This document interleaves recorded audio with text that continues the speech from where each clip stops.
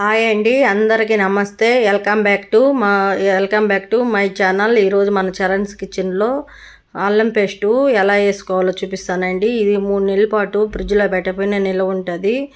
ఇప్పుడు ముందుగా అయితే నేను 1/2 కేజీ అల్లం తీసుకున్నాను, 1/2 కేజీ ఎల్లుల్లిపాయలు తీసుకున్నాను. ఈ ఎల్లుల్లి గడ్డలు అనేటివి 1/2 కేజీ తీసుకున్నటివి. వీటికంతా పొట్టంతా తీసుకొని పాయలుగా చేసుకోవాలి. ఇలా పాయలుగా ఒలిచేసుకోవాలా. ఇలా పాయలు ఒలిచేసుకొని పొట్టంతా కూడా చెరిగేసుకోవాలి ముందుగాల. ఇవన్నీ ఇలా చేసుకున్న తర్వాత వీటికి 1 టేబుల్ స్పూన్ నిండా ఆయిల్ అప్లై చేస్తున్నానండి.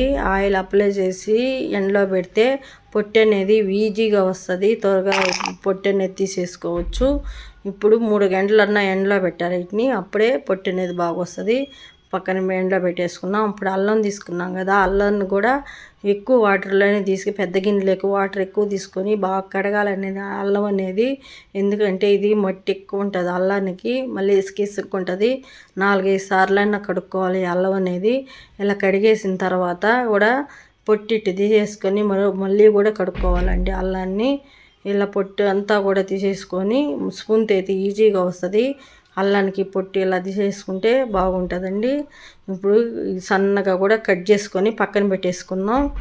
ఇది కూడా 3 గంటల సేపు ఆరబెట్టాలి తడి లేకుండా. ఇప్పుడు ఈ 3 గంటల తర్వాత చూపిస్తున్నాను మీకు. ఎల్లుల్లిపాయలు అనేటివి పొట్టు లేకుండా ఎలా ఒలుచుకోవాలా.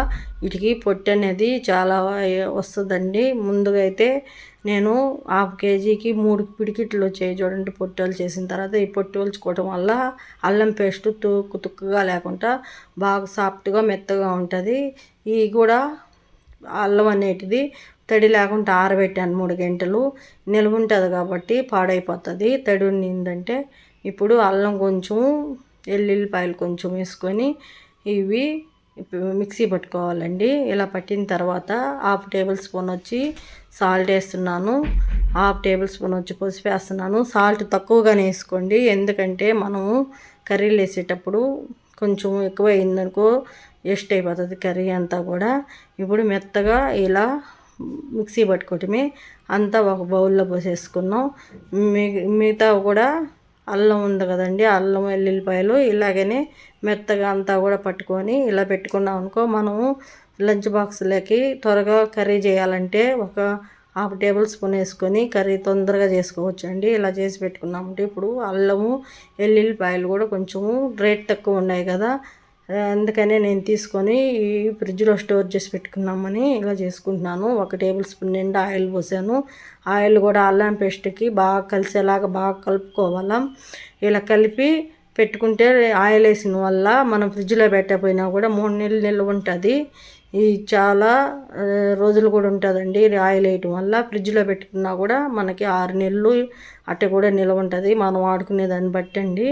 అంతేనండి, గ్లాస్ సీసాలైనా ఒక జాడీలో వేసి పెట్టుకుంటే చాలా రోజులు ఉంటుంది ఈ అల్లం పేస్టు. మీరు కూడా ఒకసారి ట్రై చేసి మీకు ఎలా కుదిరిందో మాకు ఒకసారి కామెంట్ పెట్టండి. ఈ వీడియో కానీ మీకు నచ్చినట్లయితే ప్లీజ్ అండి సబ్స్క్రైబ్ అండి, లైక్ కొట్టండి.